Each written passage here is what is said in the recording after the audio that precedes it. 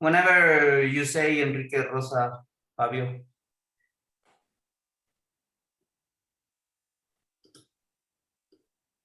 Okay, so let me give so I'll give a small semblanza of Rosalba. And so Rosalba, her research area covers high energy astrophysics, but also cosmology, exoplanet, and N-body dynamics. Related to our particular interest in high energy astrophysical phenomena, she is interested in gamma ray bursts, neutron stars with special focus on magnetars, accretion disks, X-ray binaries, ultraluminous X-ray saucers, binary compact mergers, gravitational waves and their electromagnetic counterpart, and even tidal disruptions. Rosalba studied physics at the Universidad de Salerno, and then she did her PhD at Harvard University. After that, she was a Spitzer Fellow at Princeton. And then this is actually when I met Rosalba. She was a professor at Colorado Boulder. Now she's at Stony Brook as a professor. And also, she's also a professor or researcher, at the Flatiron Institute at the CCA, the Center for Computational Astrophysics. She's published 193 papers. She has an H index of 64, 4 invited articles and book chapters, and she's referee for APJ Letters, Astronomy and Astrophysics Monthly, Physical Review Letters, Nature, and Nature Astronomy. Apart from that, she teaches astronomy classes regularly. She's formed many students, at least, 4 undergraduate, 11 graduate, and she's had 5 postdocs. She's had tons of grants, mainly focused in high energy astrophysics theory. To say a few, NASA, Swift, XMM, Chandra, Hubble, but also she's been co-I of observational proposals, Chandra, Hubble, Spitzer, VLT, ALMA, and also she has had lots of CPU assignation time that I know also with Bruno Giacomasso. So she's been with NSF and XSEED. And finally, Rosalba, I know, gives really, really good talks. She's open to any kind of questions. So I encourage the students to ask Rosalba.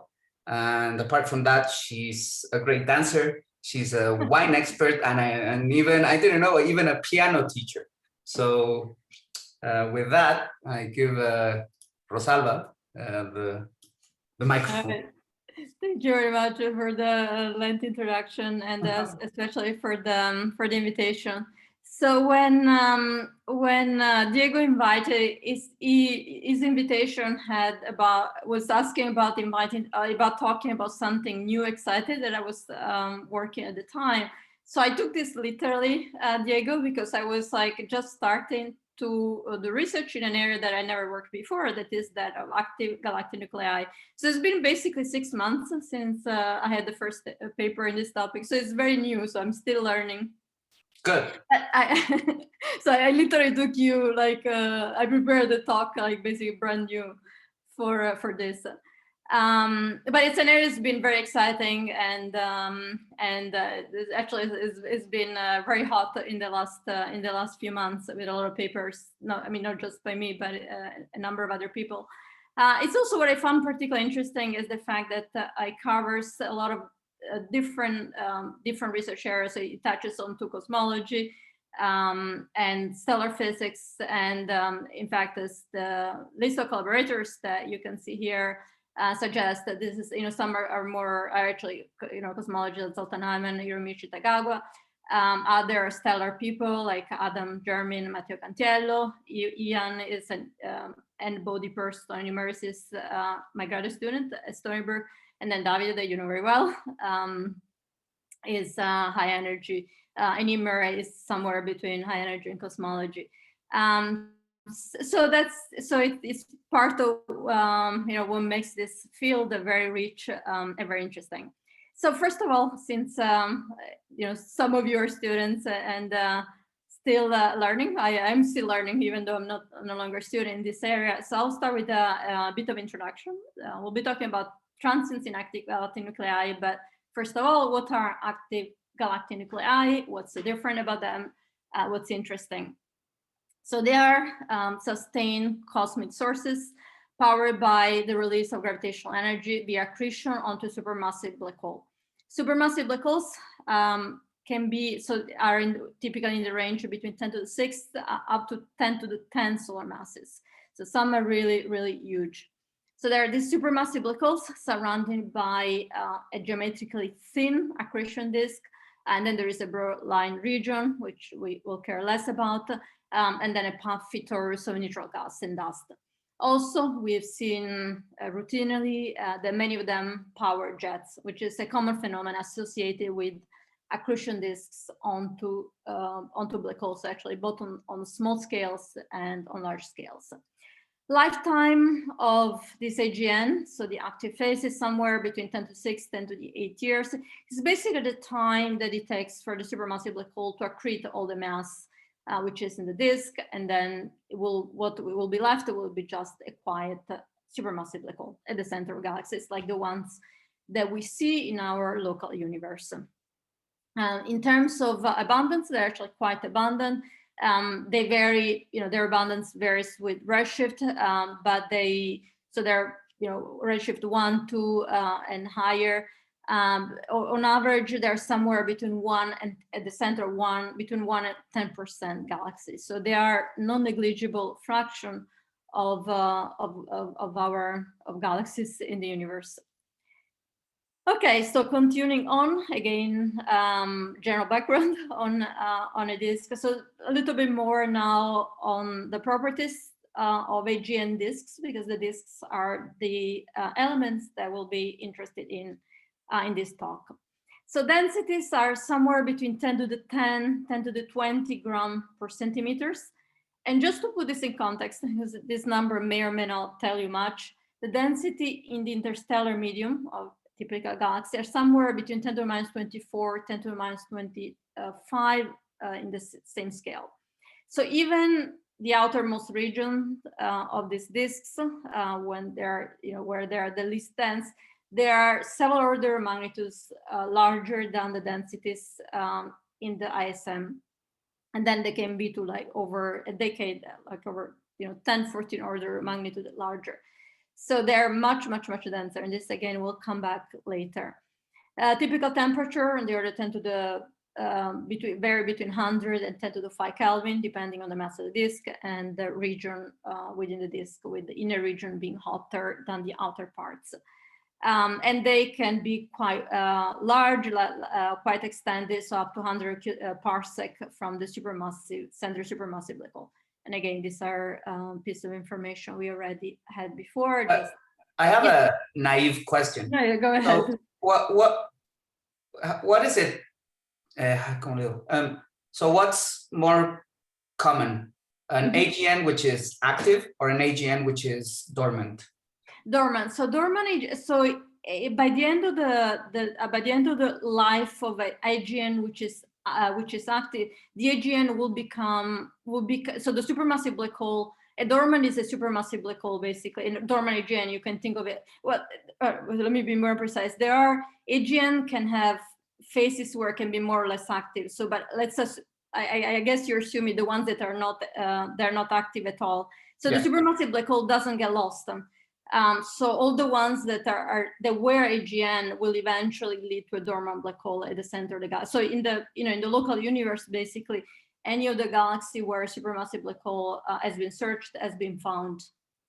Okay. So those are the remnant of the AGN phases, indeed. Okay. So they're just that they have. I mean, they get assembled during the early time of the evolution of the universe, where smaller galaxies merge, and then each had a black hole in the center, and then they grow. So they grow through a process of accretion and merger, merger, but also accretion, further accretion of gas, which is triggered by mergers. Okay. And then these black holes grow, and then during the phase, especially post-merger, they get very active because there's a lot of gas, new fuel It goes to the center, but then, yeah, eventually it gets exhausted because mergers become less and less common in the lower Z universe. And then we just have the supermassive black hole, which are everywhere. Okay, thank you. Very good, of course. So going now with continuing on. So the part that will be interesting for us, which is stars in these disks, because again, we will want to get to transient, and transient, as we'll see, will be associated with the compact objects from stars. So this is again something that for me has been also new in my mind up to when I started to work on this. AGN disks were basically, just the power sources of the supermassive black holes, and were the power sources of the the AGNs. But I never thought of AGN disks as places where a lot of interesting things could happen with stars and compact objects. And as you may have heard, AGN disks have become also particularly popular with some LIGO observations, where there have been black holes in ranges of masses that are not easily accounted for in standard stellar evolution. And there have been some scenarios where productions in an AGN disk has it's shown that it's a possibility for those observations. Again, I can talk more about that if you're not familiar later. But basically, especially the last year, there has been a lot of interest in compact objects in AGN disks. Again, motivated also by LIGO Virgo observations. So everything starts with stars, and so there are stars in the disk. Where are they coming from? There are essentially two big mechanisms to produce stars. One is in situ formation, which is basically the result of what happens in the disk is that the disk in the outer part especially becomes the disk becomes self-gravitated, and then it becomes gravitationally unstable, which starts mostly in the outer parts. But as this gravitationally unstable clump collapse and get denser, they will eventually form stars. So this is the in situ formation. But then there is also stellar capture. There are lots of stars surrounding the supermassive black hole from nuclear star clusters containing 10 to 6 or 10 to 7 stars. And as stars move and interact with the disk, they lose angular momentum and energy, and they eventually get captured in the disk. So there are at least two main reasons for having a lot of stars in AGN disks. I have another naive question. Yes, go ahead. What mass does the AGN disk normally have? So normally have, so it's right. So it's sort of comparable to the mass of the supermassive black hole.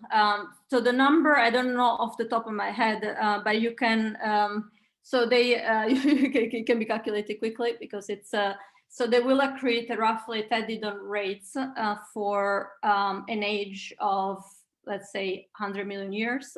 So take Eddington rate, which is so for okay. So if you have a let's say a supermassive black hole, so Eddington rate, accretion rate is for one solar mass is around 10 to the, let's say, close to 10 to the 18 gram per second.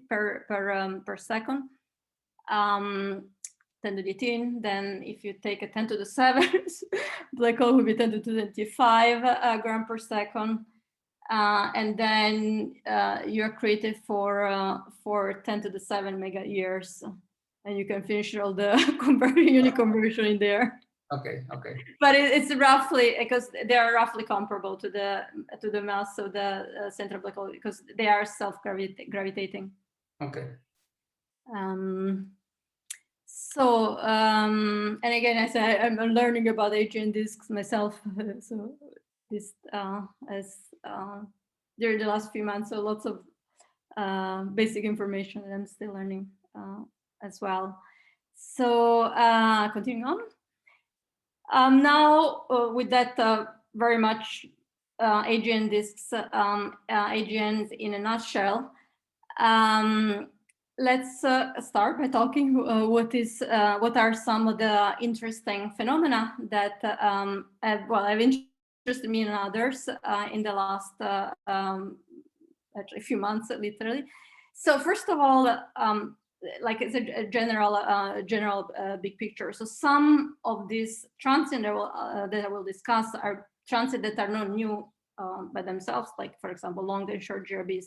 However, what's interesting, what has been interesting to ask is whether, well, if they happen in AGN disks, which as we'll see, they do happen, how do they look like? Because the density are so high that they're likely to maybe look different. And therefore there's the question, how this, all transients will look like if instead of happening in a normal galaxy, they will happen in AGN disk. So that's the first question. So all phenomenology, but in a new environment.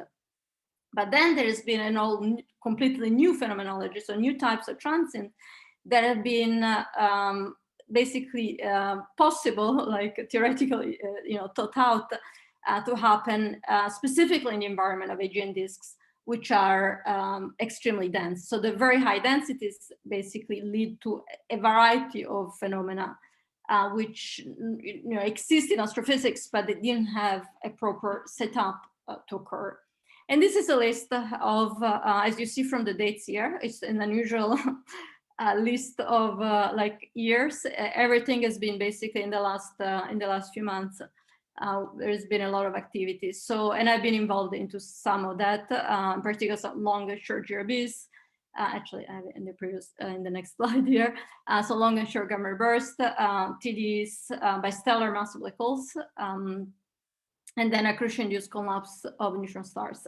So I'll tell, again, depending on time, I may just, I may get to some of the, or not all of it. But anyway, these are the references are easy to find. They're all on the archive or some published. But the other point also, speaking about the work of other people. So again, for example, supernova, these are very well-known phenomena. But then again, it has been shown that in the environment of AGN, there are some changes in the light curves.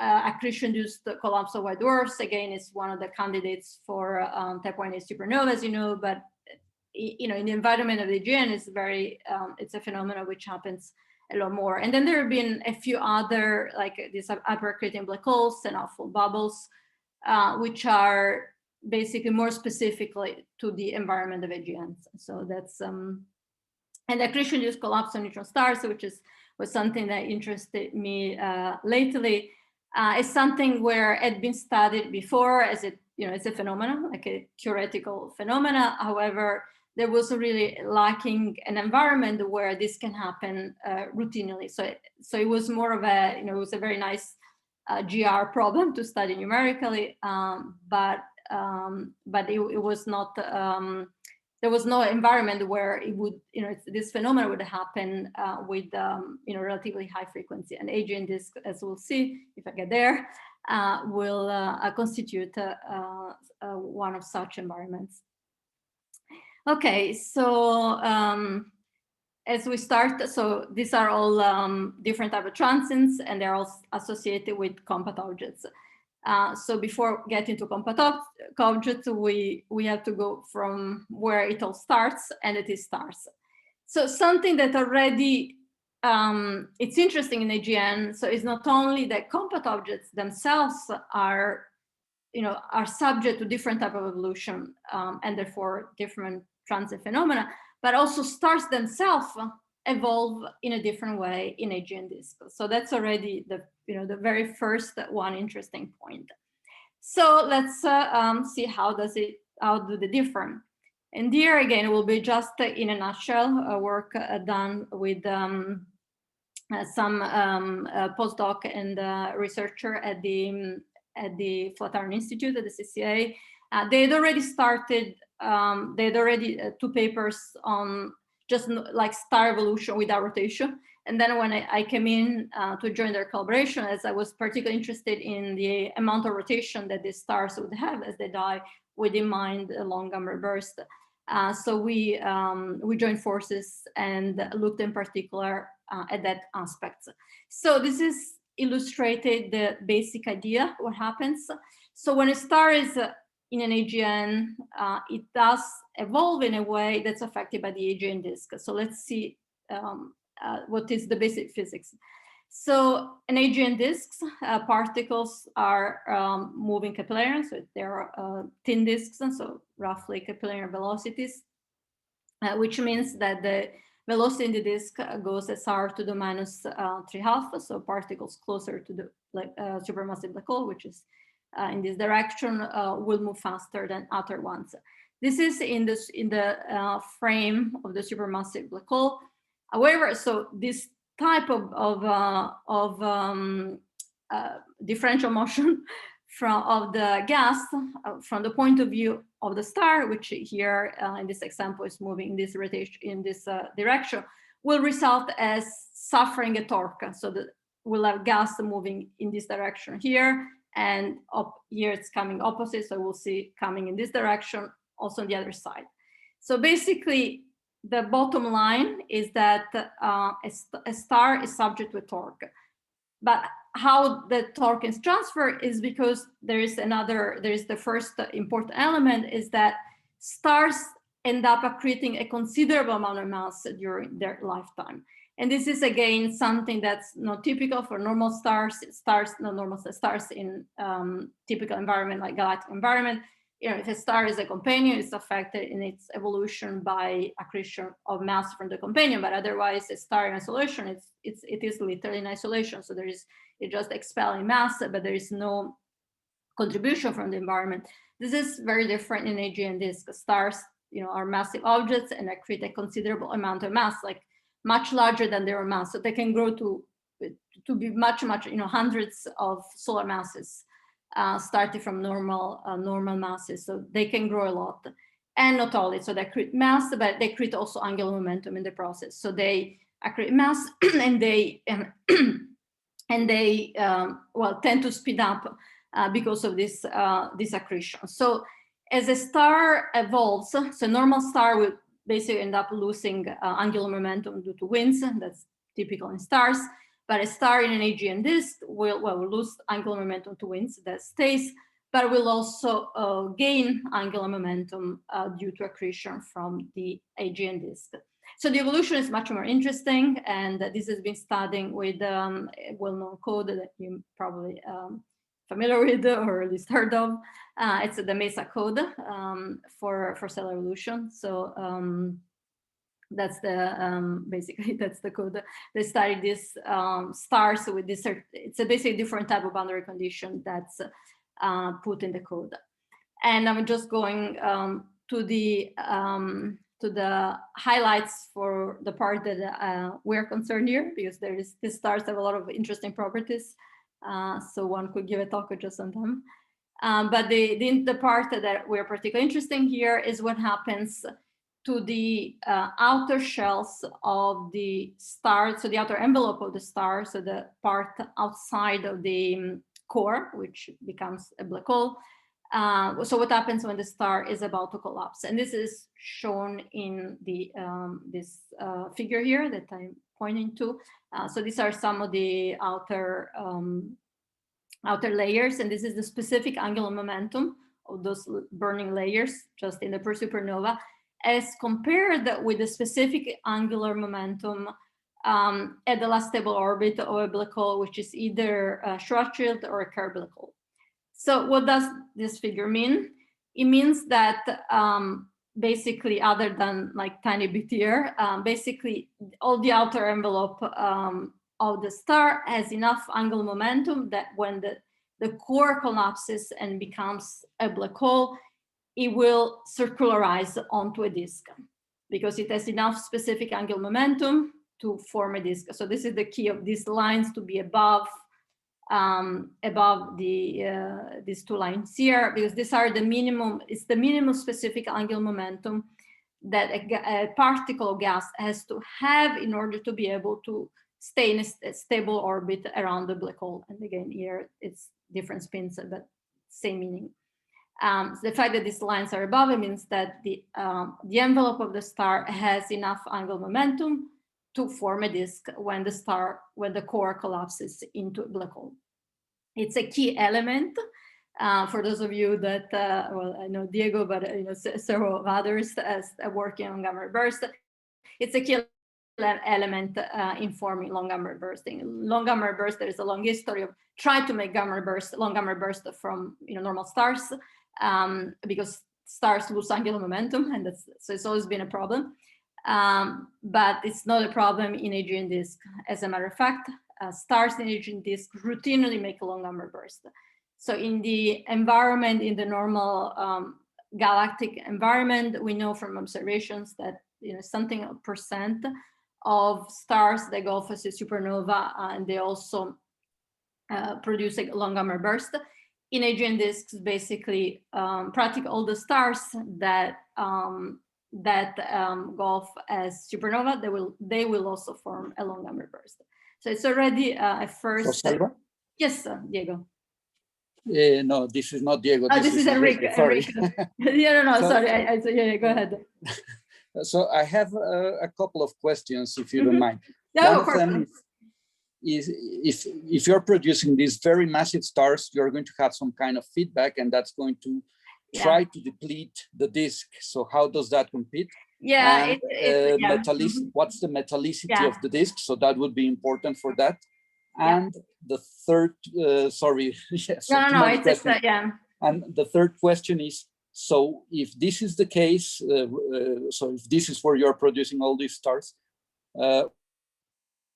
don't we see more GRBs near AGNs or galactic centers, but rather strong star formation region? So all three are excellent questions. Yeah, so they're all three excellent questions. Actually, they're all in investigation. So let me tell you so far. So the first one was if they deplete. I mean, so they do accrete, but it's still like a smaller fraction compared to the amount of gas that there is in the disk. So yeah, they're accreted, but it's not like it's not it's not a considerable fraction compared to that of the disk. The issue of the feedback is one that I'm actually, it's one of the follow-up papers that we're now looking into with Hiromichi Takawa, because there is more to just absorbing mass, but there is also heating that goes on due to stars. So the feedback, it's basically we're working on it. But yeah, it's a very good point, because there will be feedback not only from stars but also from the transients themselves. Second question, sorry, remind me again. The metallicity. What's the metallicity that you would expect in one of these? Yeah. So basically, this first paper here was done with the metallicity with standard metallicity. But there is, so they are actually now, I think Alex is a great student, is working more on that, on looking at other metallicity, so again, follow-up work. It was, MESA was having, with the higher metallicity, so MESA was having some issues.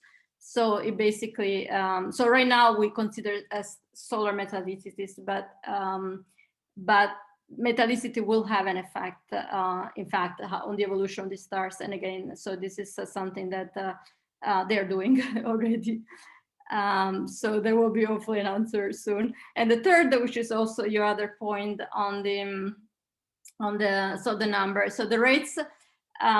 So I have some estimates of the rate that will come later, as they're part of the rates for the accretion disk collapses. Basically, how many stars go off as supernova. So the rate is still very small. I mean, not very small, but it's small compared to the one of the total GRBs. But there is also the issue of seeing them, which is I will, if I get to the end, otherwise, well, there's the reference on the, so there is standard long gamma burst. Yeah, this is basically the last 3 slides. So they may even if they emerge, so they can only emerge normally from few regions of the disk. So I'm anticipating things. Maybe because if I talk a lot now, may not be get to the end of the talk. Yes, I was actually focusing on collapsers, since you're talking about their spin. And in the other ones, the mergers, you don't necessarily need that spin in there. But okay, thank you. Thanks. Yeah, you're welcome. Yeah, but it is. So I mean, basically in a nutshell, it's also possible. So the rates are still lower compared to that of the total long gamma burst. But there is also the issue that may look different, the transient, which is part of what we already studied, what we're studying more in detail with Davide. So but yeah, some of it I will get to the end on the observability. Okay, thanks. Yeah. So, and this is like, well, I just had a slide with the basic phenomenology again, in case for most of the students who may not be as familiar with, I'm talking about gamma burst. What is a gamma burst? So the idea is basically, so there is an engine here accreting rapidly, and then a jet is driven, and the phenomenology is basically a first phase where we see gamma rays, indeed, which last for long gamma bursts that will last tens of seconds, and then later time we see the afterglow, which is basically spanning the whole wavelength range, all the way from X-ray to optical to radio. And this will be relevant for later as we discuss emergence from imaging disk, again connected to the question from before. What we see, what can we see? So just remember that we have gamma rays first, and then basically the entire electromagnetic spectrum coming later as a power law. Okay, so those were stars. So basically the first point is that stars in imaging disk have an unusual behavior, unusual evolution. They're affected by the disk, and they make very fast rotating cores and envelope, and therefore commonly long gamma bursts. So next, as we move on towards the the evolution, so we have now stars exploding, and we have compact objects left behind, and there will be neutron stars and black holes from massive stars. So how are these studied? And this is something from work that had been done by, there's several groups that work on it, but this is in particular the group I work with as I started to work on these transients. So so they had, so this is again Romichi, Tagawa, Zoltanheimer, and Benze Koksik who developed most of the modeling. So basically describing their model. These are slides borrowed by from Zoltan. So so what is it? It's a combination of N-body following the neutron stars, that will also the compact object, and the stars as well, as a matter of fact, as they evolve in the disk, combined with some semi-analytical modeling. So prescription of lifetime of a star, or once it's a binary time scale over which evolves. So there is every so often that the N-body would become prohibitively long, or things like lifetimes of stars and several other prescriptions that are not N-body. So those are put analytically. So this is basically the general idea. So what are the components in this model? So supermassive black hole, a disk, a cluster of stars, which again is the one from which the stars are captured. There is also flatter cluster of black holes, remnant population, which have become from the stars but they're heavier, so they tend to already sink in. And then there are stars, neutron star, black holes already captured or formed in situ. So these are all the elements that are put together as initial conditions. And the processes that are being followed are binary formation. This is due to mostly 2 and 3 body encounters. These are the dominant processes for forming binary. At the same time, also these encounters with scatter, typically from more often with a single, will result in disruption. So it's always formation and disruption, and then one calculates rates for dominant phenomena.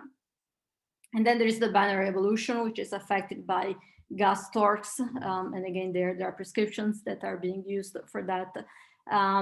So the gas gravitational waves, obviously, And then also the scattering that doesn't disrupt the binary, but may, however, affect the properties of the binary, like the semi-major axis and the eccentricity and so forth. So all of this is in this modeling.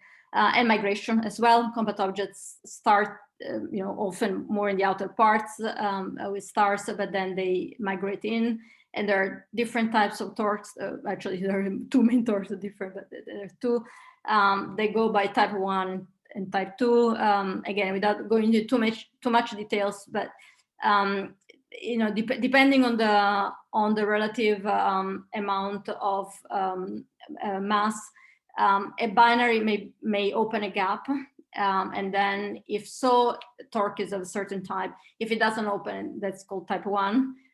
If it does not open, then there's a different type of torque mechanism, which is more related to viscosity. If a gap is open, the torque is more relation to resonances. But anyway, both processes result in binary immigration inwards. So all of this is binary, again, evolved together on a local scale, lots of scattering, but also there's more global migration. These are all processes that, again, have been included over several papers by these authors, and also other groups have done similar things. But they have the most comprehensive model to date for AGN disks. And again, with this just a few more details. So what are these are more the output, so radial position and mass of every object, binary separation, velocities, the angular momentum of the binary, black hole spins, which again, these were not as relevant for my work, but they're, for LIGO are interesting. So this research is actually mostly has been motivated in recent years by LIGO observations, because also eccentricities, spins are quantities that are being directly measured. And so these are the work. So I wanted to credit them. So everything's put together, and with that, now whenever I will quote rates for certain phenomena, basically you'll know that is what has been, this is the modeling that has been used. Okay, so with that, now, so we talked about stars, so we talked about star evolution and compact object evolution. So now we move on to discuss something of one of a new type of a transient. So here I'm going to, in the list before, this was the last one that was listed. And it is so this is a type of phenomena, which, as I mentioned before, it's something that had been discussed in the literature. So it was well known that neutron star can be induced to collapse into a black hole, but it was lacking an astrophysical context for happening with some significance. So just again, as this is a reminder with for just more students. So just a little bit of a mini intro. Neutron stars are held together by it's a combination of neutron degeneracy pressure, but mostly strong forces, and how much strong forces resist gravity depends on the equational state of the neutron star. But basically, we don't know exactly what the equational state of a neutron star is. But for each equational state, there is basically a predicted maximum mass that the star can have before accreting and then collapsing onto a black hole. This maximum mass will vary with velocity. If the star is rotating, then centrifugal forces can help against gravitational collapse, but otherwise, but a star will eventually slow down by dipole radiation, and therefore is bound to, if it's above this maximum mass, it's bound to become a black hole. So the interesting why is this now interesting in AGN is the fact, and going back to what we had before, is the fact that these are extremely dense environments. So now these were density, but now we care about accretion rates. Accretion rates, so this is the Bondi accretion rate, just the zeroth order for spherical accretion. And they vary between 5 times to 15, 5 times to 10 to 25 grams per second. Now, as a reference for a neutron star mass, the Eddington luminosity is on the order of 10 to the 7 times to the 17 or so, something of that order. So basically, other than a few regions where it's high, like close to Eddington, for the largest majority of locations in the disk, and especially the inner parts where compact objects tend to migrate, basically they will accrete at the Eddington value. So neutron stars, unlike black holes, cannot accrete. They may be accreting a bit above Eddington, as we know from some observations, but mostly will be around Eddington or so. But the point is that they can sustain this type of accretion for basically all their lifetime because they are in an extremely dense environment. This is, again, very unusual. It doesn't happen in the interstellar medium. So they have a very long life during which they keep on accreting. And just again, to put some numbers in context, so it takes about 30 mega years for a neutron star to grow from, let's say, 1.3 solar masses to 2.2, so a typical maximum mass. Therefore, the key point is that neutron star can easily reach the maximum mass to undergo accretion-induced collapse within an AGN lifetime. So this is a key element. Another aspect of it, it's actually another side of the phenomena, is the fact that a fractional neutron star merger can give rise to a stable neutron star instead of a black hole, because some neutron star can be smaller, and then the sum of the two may still be smaller than the maximum mass. The fraction by which that happens depends on the equation of state once again. But as they merge, as the neutron star merge, the magnetic field grows. So this is something that several simulations now are showing more and more. So the point, bottom line, is that a fraction of neutron star mergers gives rise to a stable neutron star likely to be highly magnetized. This, again, will be interesting for later. So just the point now. So I'm listing 3 elements that are of interest that we'll put them together shortly. So so let's now go to this accretion-induced collapse phenomenon. So it had been studied in vacuum for initially, because again, environments with a lot of mass were not really thought of, and if it happens without mass, then well, I will see in a moment.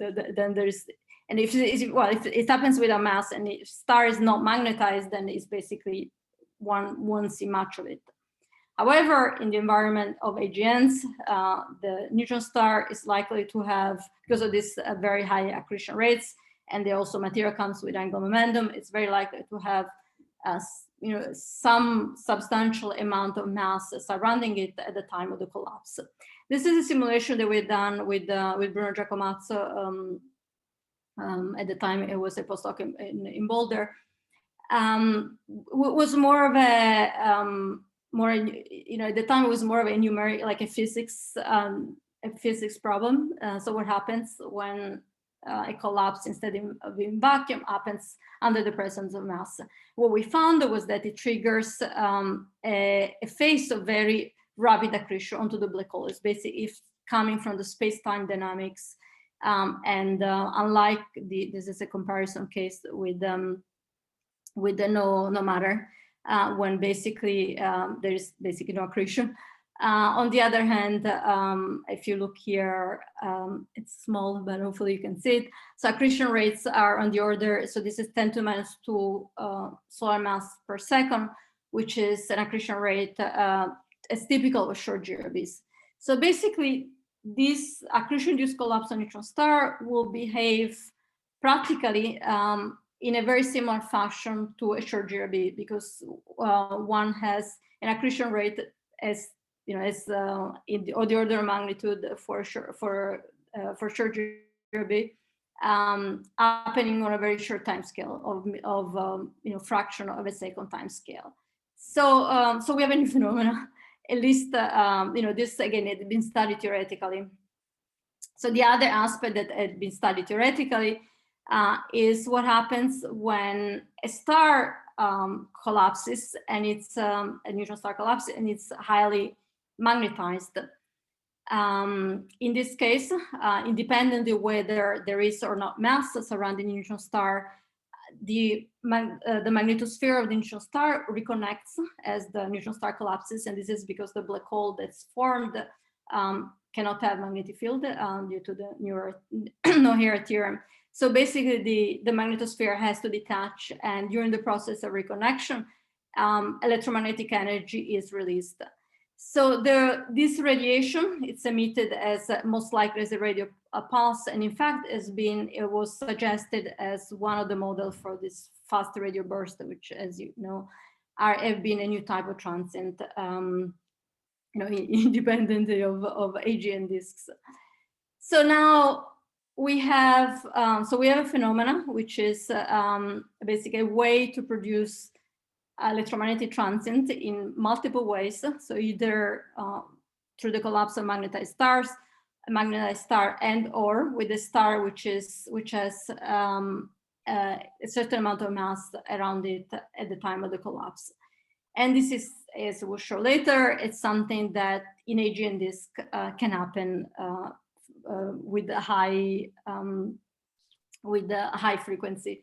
And actually, looking at the time, Diego, so I don't know, I can continue more, but I can also stop at any time because we've been discussing. So well, we normally have like 25 more minutes. Oh, okay, yeah. Yeah, okay. 20 minutes. I over time, so it's always like I prefer to cut shorter than going over, and yeah, from when it starts. So yeah, okay, then yeah, no problem.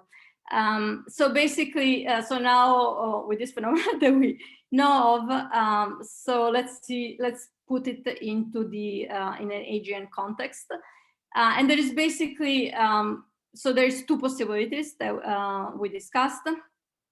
So first, which already relate to what I said before. So if there is a mini disk surrounding the neutron star at the time of the accretion-induced collapse, then there are these high accretion rates, and there is a short GRB-like event. However, what's interesting is that this will not, unlike the short GRB from a binary neutron star merger, this will have no gravitational wave emission. So it's interesting because it's something that when you see something that looks like a short GRB, that it's relatively nearby or within a LIGO horizon, but it does not have gravitational wave emission. So that's an interesting candidate. Also, if the neutron star was highly magnetized, then it can be preceded by this FRB-like type event on a time scale of like second time scale. And this is again because of as the neutron star collapses, this reconnecting magnetosphere happens basically during the collapse, whereas the short GRB-like event will happen as the material accretes on the already collapsed object. So will happen a bit later. In order for them to be seen together, there would have to be, the radio pulse would have to be pointed in the same direction as the gamma rays, which may not be necessarily the case. However, the longer wavelength radiation of gamma burst is much more isotropic than the gamma rays, which are within, being this a relativistic jet, they're focused within 1 over gamma the Lorentz factor, and which is a small number. But at later times, the longer wavelength radiation is very isotropic. So basically, there would be this this unusual phenomenology of an FRB-like event followed by something like sometime later, like an afterglow, if one has missed the gamma rays. So this is already, one type of phenomena that's, not, it only can happen in EGN because you require a neutron star to be able to accrete and collapse in a, less than a Hubble time. If there is no mini disk on the other end, one has only the FRB-like event. But then in addition, there is the possibility that the neutron star, the stable neutron star, is born out of a binary neutron star merger. So in this case, the merger will give rise to the standard short gamma ray burst. And then what happens next is that this neutron star will accrete, and then when it accretes enough mass and collapses again to a black hole, since, as we saw before from the double neutron star merger, if a stable neutron star is formed, it's likely to be highly magnetized. So this will give rise to a transient, which will be more like a radio pulse. So a very powerful one. So this is again a phenomenology where now one would have a standard short gamma ray burst, but then sometime later, when the stable neutron star has accreted enough mass to reach the maximum mass, will be followed by an FRB-like event. How much time? That depends on how close the remnant neutron star is to the maximum mass. Probably will be very close to the maximum mass if it's the result of the merger of two neutron stars, because it's already very massive if it's not formed a black hole. But just as a reference, to accrete 10 to the minus 6 solar masses as a number, just as a reference here, the time delay will be 1 year. So again, this is like a type of phenomenology that is not possible in a normal galaxy. What are the rates for these events? So this is something that we computed using the code that I described before, with this n-body code, which calculates at every position of the neutron stars what is the density, and then how much time it takes for the neutron star to accrete. So numbers are here, global rates. Just there is a lot of uncertainty, as you can imagine, with the, since a lot of parameters have their own uncertainty. But so we estimate it to be somewhere between 0.07 and 20 gigaparsec year to the minus 1. And these are coming from the two channels. So just again, the plot sounds. There are not too many lines, but basically the black line is the total, and the two lines are the two sub-channels that we described. This is a new phenomena that so theoretically has been just been described, and so hopefully to be searched with in the future. And something I should mention that was also part of the motivation for getting interested in EGN was actually a conversation with some people at a conference. It just happened, one of those random conversations that goes a long way, with some people working on EGN disks who had were saying how they see a lot of EGN variability in the optical infrared. They don't know what is the cause of, but they cannot interpret. So in my mind, like I wonder whether some of that, because some have like a rise and decay. I was like, maybe some of this could actually be afterglows of a gamma burst, and then from there, it came all the rest. So it's possible that some of these events, they're already there, they're unclassified, but now we are aware that actually this is something we should be looking for. And in fact, part of the the research where this going this area will be trying to calculate better how the spectrum is as it emerges, so that we can compare with data. and try to look for these transients already in past, lots of past data, which is unclassified. So I guess so. I have time for the last phenomena that I will be talking. So there are stars, there are compact objects, and something that can happen also is that there will be tidal disruption events by stellar mass black holes. So we're used to hear a lot of TDs, but the phenomenology that has been studied has always been the one of a TD by supermassive black hole, well, in galactic centers nearby, because these are the ones that we are studying at best.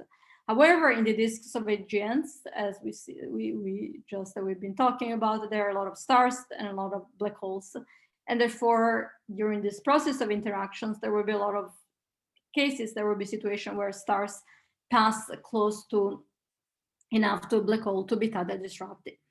Now, this phenomenon of stellar mass black hole, I'll describe it with just a few slides with a little bit more detail, because it's actually it's also new in the literature, because again, up to now, people were studying always the supermassive black hole for reasons of, because those have been seen first.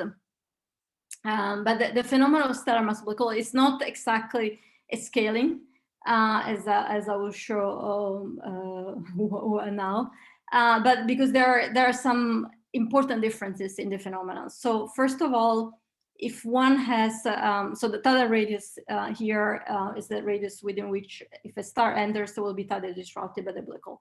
Now, for a supermassive black hole, the tidal radius is much further away relatively to a stellar mass black hole. And the star here is a star encountering supermassive black hole. It has a relatively lower probability compared to a stellar mass black hole to entering just a borderline where part of the star is disrupted, part is not. So this would be a partial tidal disruption event. So typically for supermassive black hole, a star it's either is not disrupted or is disrupted totally. It's just a cross-section probability. On the other hand, if one has a tidal radius which is on the order of the stellar radius, as you see here, if the black hole mass is on the order of the stellar mass, so for stellar mass black holes, then it's actually much more likely for a star to be partially disrupted. So basically entering in such a way that some of the star is disrupted and some of the star is not. So some fundamental differences. Now, the fact that the event is a partial TD has some fundamental consequences for the how the TD itself evolves. So where is the core difference? If there is a full TD, the whole star is disrupted, and therefore it's then accretes onto the black hole, and the stream particles follow Capillarian orbit, just accreting onto one object. On the other hand, if there is a partial tidal disruption event, then the star, part of the star is left behind, and then therefore the particles from the stream are affected also by the gravity of the remnant core. As a result, the dynamics of the particle, the motion is non-Keplerian. And this is again something non-trivial in the sense that up to now, up to this point, people basically mostly, since they were working with supermassive black holes, they were working mostly for full TDs, and there were approximations that were being used, which were relying on the fact that the stream had Keplerian motion. However, this approximation do not hold any longer for stellar mass black holes. So this is something that I should acknowledge. My graduate student Ian Wang will be graduated next year. So he developed, he devised a new method for basically avoiding, bypassing this approximation and tracking exactly with SPH code the motional particles. So this was already one step in which is very special for stellar mass black holes, which is what we care in Adrian disks. Rosalba? Diego. So in the full TD, like half of the a destroyed star is accreted and the other half is expelled. Right, it's unbound, right? What happens in the partial? Like right, so it's basically, yeah. So it's basically, so in the partial, it depends on the penetration factor, exactly what, but basically there is a remnant core which is still bound, except it's not but it's not accreting, it's not disrupted. So it's basically the remnant core remains nearby, and it affects the dynamics of these particles, of the other particles. So some, close by will be affected less, others will be affected more. So there are streams that, and we'll see later in a couple of slides with the okay. results of simulations. Yeah. So it's basically that you have an extra nearby source of gravity, which is comparable to that of the black hole. So it changes the dynamics. So if you're familiar with the TD, there is this frozen approximation that people use that basically doesn't hold anymore. So Jan developed a way to basically track it exactly. The other difference between TDs, so basically a disk around a supermassive black hole, that of a stellar mass black hole, is the fact that the cooling time. So basically, is the fact that around stellar black holes, accretion flows do not cool efficiently. Why is that? This can be seen based on a time scale, simple time scale analysis. So photons diffuse out on a diffusion time scales, and then matter comes in on a dynamical time scale. If photons can get out fast enough, then the disk can cool. On the other hand, if the photons are too slow and then material keeps on accreting, as its diffusion time is smaller, then the disk, so basically there are these two inequality, then the disk cannot cool efficiently. So it's basically, so the situation is basically in the stellar flows. So while the disk around supermassive black hole cool efficiently, the ones for stellar do not, due again to the different time scales. So what does that mean? It means that these codes. This is there have been a few around which are public codes. So the one we used is Phantom. It means that basically if the gas cannot cool, then it gets hotter, and therefore radiation pressure becomes important. Also, the gas shocks more easily. So basically, radiation pressure had to be implemented in the code, and the code did not have it. So again, I wanted to credit Ian for doing some modification to a public code that allowed to basically generalize with the inclusion of radiation pressure. And here there are three results of 3 simulations that basically show how they differ. So this is the real case, which has it's with both shock heating and radiation pressure. This is isothermal, no shock heating, no radiation pressure. So the difference is quite, especially seen here, John. It's quite remarkable in the sense that the disk is much more puffy. So basically, these stellar TDs are different than the ones that we are more familiar from the supermassive black hole ones. Also, in this, going back to your question, Diego, what is more different is that so there is these streams that go from the remnant core to the accreting black hole. And so elements that we found was that there are often some of this due to self-gravity, they form clumps, and which we see in the simulation, but basically they reflected, they're being reflected into variable accretion rate. So this is the sort of thing that when one searches won't be just a smooth power law, but will be a power law with lots of clumping, which is much more typical of stellar TDs than the one for supermassive black holes. So again, another interesting phenomenon, which is in which will happen in AGN disks, and this is rates that have been estimated for this phenomena in AGN disks.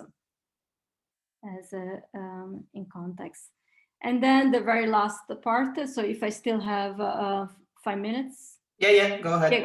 Okay. So it's basically, so we have all this, so far, just to summarize, to bring it all together. So we have some, older phenomena, like well-known, like long and short GRBs occurring in AGNs. We have some new phenomena that are not astrophysically common, also happening in AGN. They all involve some kind of accretion, and therefore most likely relativistic outflows. So the question, the important question that comes is what are the chances that we see them from AGN disks, and how will they look like if we do see them. So this is the first paper that we had on this in this work in progress. So it was basically just a letter where we just discussed the general idea analytically, but every aspect will have to be, it's in the process, as a matter of fact, with David and collaborators to be investigated in detail numerically. But basically, when you have just zeroth order in a nutshell and a relativistic transient, so there are several relevant radii where the gamma rays this is internal shock where the gamma rays are produced, then external shock where the afterglow is produced. Then at some point the jet becomes non-relativistic. And then there will be a point, this is the photosphere of the disk, which is relevant here, which is basically, it's the point at which the disk of the AGN becomes optically thin to photons. And this is, again, a problem that you don't have in a galaxy because they are, generally optically thin. And this is photonization radius. Anyway, we want an extra degree of complication. We won't get there. It's where it's able to photoionize, so things may change with time. But basically, just in a nutshell, and these are the last two slides. So what is the basic idea? So the basic idea is that a transient will appear normal in quotes. So as normal meaning as in, as not in an AGN, as in a galaxy. If the radius at which that, that transient is produced is outside of the disk photosphere. So if it's outside, it's basically optically thin. On the other end, if it's inside, then it will be diffused. So now what happens in AGN disk, and this again complicated lines that I don't want to go into detail specifically to describe, I just give the physics of what's behind it. So basically, depending on the mass of the disk and depending also different disk models, and depending on the distance from the supermassive black hole, so this is on the x-axis, that these different radii may have a different location with respect to the disk photosphere, which is here in brown. So whenever, and also the other thing to remember is that the jet advances. So one may have a situation where you start inside the disk photosphere, so the early emission is suppressed. And then as the jet moves outwards, then at some point it becomes optically thin. Therefore, this transient may look very different. And this is here a summary of different possibilities where on the x-axis distance from the black hole and here's black hole mass, which is related to the basically disk density. But basic in a nutshell, so there are regions where the transient both early times and late times it will be unaffected, so we would see as in a galaxy. Then there are other regions, these are again correspond to different densities, where at the beginning it will start, it's diffused because it's the region where the radiation is produced is inside the photosphere, and then it becomes optically thin, and then other regions where it's completely diffused. So so this is basically, so it's very varied what it can happen, and again, I don't have here detailed light curves that show how, in each of these regions where it's being modified, how it will look like, but this is something that we're studying now in detail. So if you are, for example, here, how will it look like at different wavelengths? So the bottom line is that there could have been already some of these transients in AGN disks, and we just have not been able to identify because they will look very different than what we are used to. And this is just a summary slide. So basically, the disk of active of AGNs are places where stars and compact objects, live, and they can leave behind. I mean, they're affected by the disk, and they evolve in a way which is different than in a standard environment. So we show that stars evolve differently. Compact objects can grow a lot, giving rise to new phenomenology.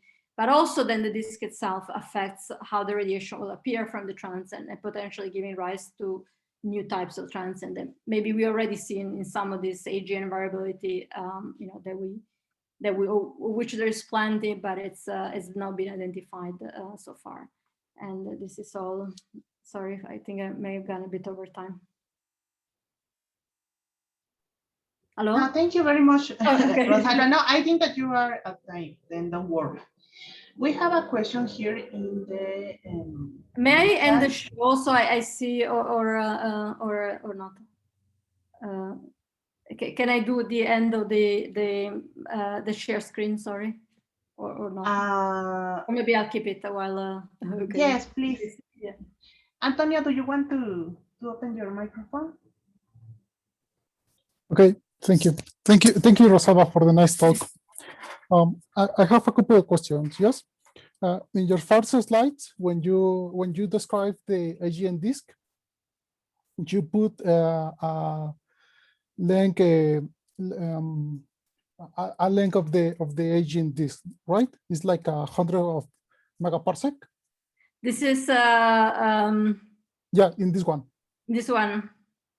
Then you say that this length distance is like 100 parsec, but when you show the next slide, you draw a complete picture of the center of the AGN.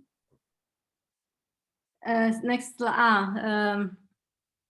this one here. Yes, this disk in the center, the white dwarf, is the disk of 100 of parsec, or you are saying that this gray disk is the disk of 100 of parsecs? Yeah, so let me be more precise. So these are than this one here.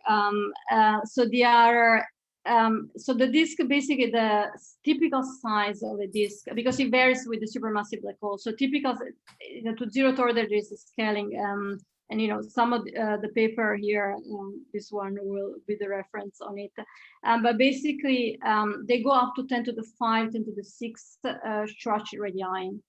So that's the extent of the disk. So that varies. So it varies with the. So that's basically the number now, that because that's a specific number, and I had borrowed this slide here, so it was just I touched it. But basically, it was not edible. The editing the single numbers. But it's basically, yeah. What's most useful to remember is the size in terms of Schwarzschild radii, because it, with the supermassive black hole varying by 4 orders of magnitudes, then there is 4 orders of magnitudes change in size, in absolute size, if you think on parsec. Okay, thank you. This is the first one, and the second one is all this activity from GRBs or supernova remnants or all these astrophysical phenomena that you say that could happen in the AGN disk can affect the feedback to the supermassive black hole jet. I mean, for example, if you have a high rate of supernova explosion or highly star formation regions near to the black hole, these processes can generate a pollution, to say in some way. Yeah, it's a very interesting question. The jet of the AGN, in order to produce hadronical process, for example, neutrinos emission or something related. Well, so something.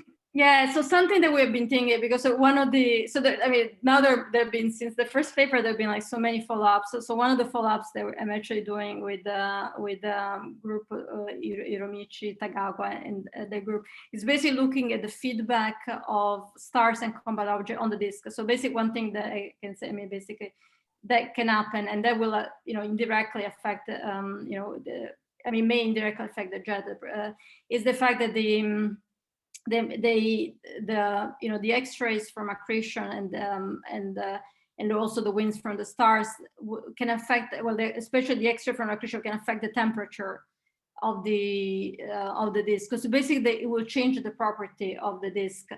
And then the question is whether, because the jet itself, I mean, to put it, we don't know how jets are formed. So that is like a big. So in order to be able to say exactly how would affect the jet, that would imply that we know exactly how jets are produced, and we still don't know. Probably there are magnetic fields in the very inner regions that may do like Blandford-Znaiec. So what may happen is more directly if processes near the center affect the accretion rates onto the black hole, and then the jet will, because the power of the jet is proportional to the accretion rate. So that may be affected. So I wish I could answer it more specifically, but the thing is that we don't know what produces jet as of yet, and therefore it's hard to tell whether it would affect from stars to jet directly. But if stars and compact objects affect the structure of the jet in the inner regions, which they may, then this will directly affect the jet power. Okay, thank you. Diego, please. Yeah, so in the long GRB scenario, what I didn't quite understand or follow was, so you say massive stars, but what masses do they have? Like, I guess they don't have to go through Wolf-Rayet phase, like. Yeah, that's right. That's right. So it's a very different evolutionary path. So this can be like, can end their life like hundreds of solar masses, which is very unlike the Wolf-Rayet stars. So the Wolf-Rayet stars have to lose mass, so that they're, well, to be also more compact for the jet there to emerge. So that's a sort of separate story. But it also, for a normal isolated evolution, there is the issue of remaining with the, retaining enough angular momentum. Mm-hmm. Whereas here, the fact that the star, they lose angular momentum, but they also gather it.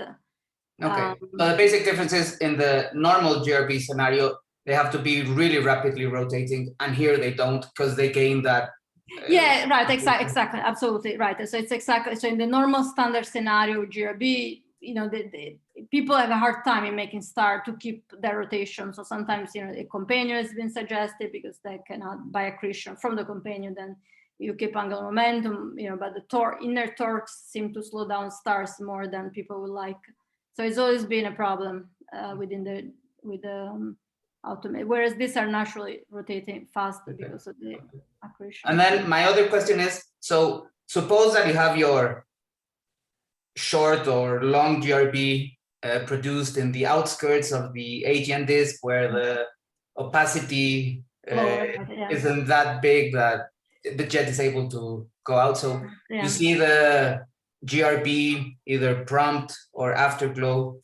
But then my question is, so supposing that this is at the cosmological distances that we know for GRBs, but for short or long. So after a while, would we see like this double hump spectra of the AGN, or is it too distant to be detected? So so that the double hump, meaning, you mean the AGN itself? Yeah. So there is the question of, first of all, it's so it varies a lot. It depends on how bright the GRB will be, and also on the distance. Because different regions of the AGNs have different luminosity at different different bands. So if there is a GRB happening, it may be depending on where it is on the disk. If, for example, it's a part where it's very infrared, let's say it's mostly emitting infrared, then the infrared part of the afterglow may be obscured, but X-rays and UVs, let's say, we would see.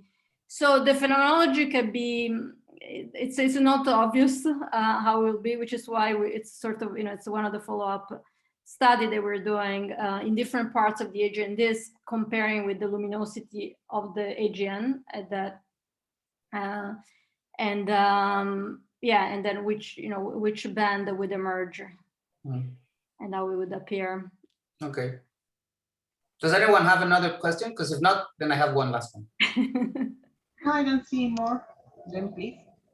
So what is a smoking gun that you would expect so that we know that a GRB was produced within the disk? Agent. Well, I mean, a smoking gun is obviously it's the like a spatial. Yeah. So that would be the smoking gun. As far as so there would be that. So as far as like how it would look like it's something that, for example, is very absorbed at early time, but then it then emerges later. That would the signal is coming from a very, very dense environment. So that's spectrum. So this is one of the things with DAVI that we are doing actually. As a matter of fact, with look like computing numerically, because here it was again just all analytical and just basically the general idea, but basically putting spectra inside an AGN disk and see how the spectra would look like. Okay. Are there any candidates? The idea it will be something very absorbed at early on that then becomes less absorbed as you go in time, and that will be something. Are there any candidates, or you cannot say that? I mean, I don't know. Like there have been some spectra in the past that where they seem to be where people were having trouble in reproducing the spectra from first principle because they were too the spectra that looked, there could be a lot of absorption, but without absorption intrinsically they were not, it was unclear how to produce intrinsic emission with the spectra, which otherwise could have been very absorbed. So there's been some cases where one could have claimed like a very large absorption, but again, this is a posteriori. So it's cases that where the spectra could be highly absorbed already. There have been, but in the past, the people weren't thinking about, oh, this could be an AGN. We're more thinking, okay, how can we make the spectra that it has a drop that where we cut off. Cut off, right? That's I like the word. Okay. I don't have any more. Thank you. Antonio, do you have your microphone open? Do you have sorry. questions? No, sorry. I don't see more questions. Not in the chat. Then, do you want to comment something, suggestions? I don't know. Congratulations. If not, we can finish here our work seminar. And thank you again, Rosalba, for the excellent talk. Thank you for the invitation. And for all those questions, it was a very good discussion. And see you next week. Thank you very much. Thank you, Rosalba, very much. Thanks. Thank you. Bye-bye. Bye. Bye. Bye. Enjoy Mallorca. Yes. Bye-bye, Rosalba. Ciao. Thank you.